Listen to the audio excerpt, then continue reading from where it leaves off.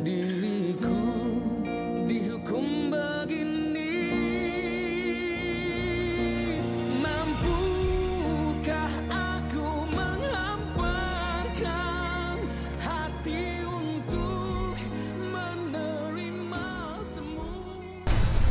Ayah, sinilah tengoklah kalau Sofia ni. Tak semua ada kat sini. Tak aku tengah buat ni. Bagi aku settle dah sama dulu. Ayah, tengoklah sini kalau Sofia. Ayah, tengoklah sini dah kalau Sofia. Ayah, datanglah sini. Ayah, tengok. Apa ni? Sampai bila kita perlu menghadapi kes penderaan kanak-kanak?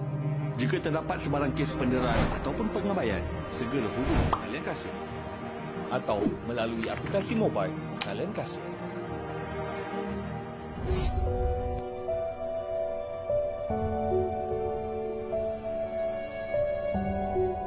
Sofia.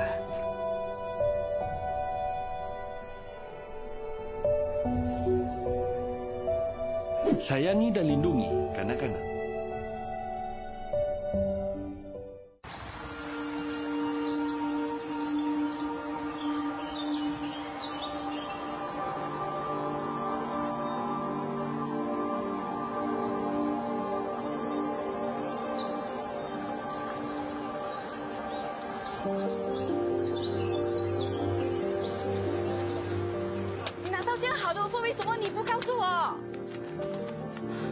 Mak, bagi Julita terangkan.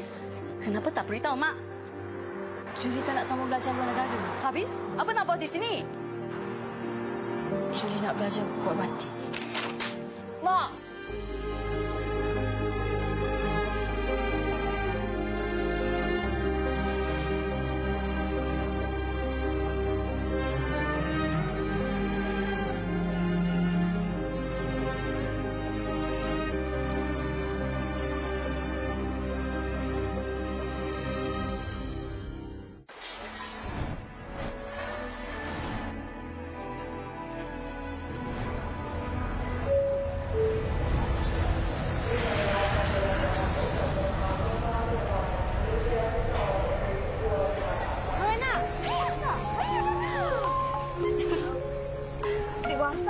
Masa SPM Maria. Kita lagi ingat sih kita ngikut pembarisan hari kemerdekaan Maria. Ingat sih? Oh, nangan mo sabi suka kita masaya ba? Nah. Apa kami nak bunting lah kok.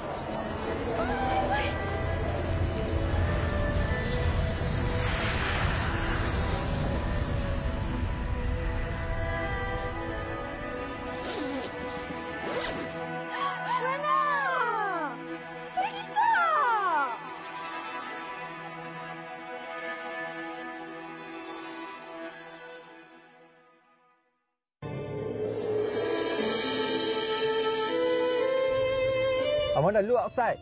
Amanda, stop playing your phone. Look outside. Wow, it's too greenish. Wow, it's so beautiful. Grandpa, nyanyi. Amanda. Grandpa, I miss you so much. I want to live here.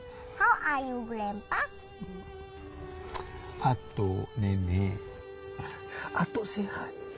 Mari, naik atas. Dad, I so bored.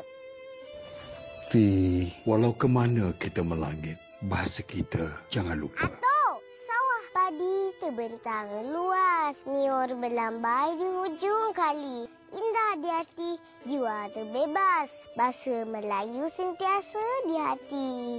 Cucu atuk.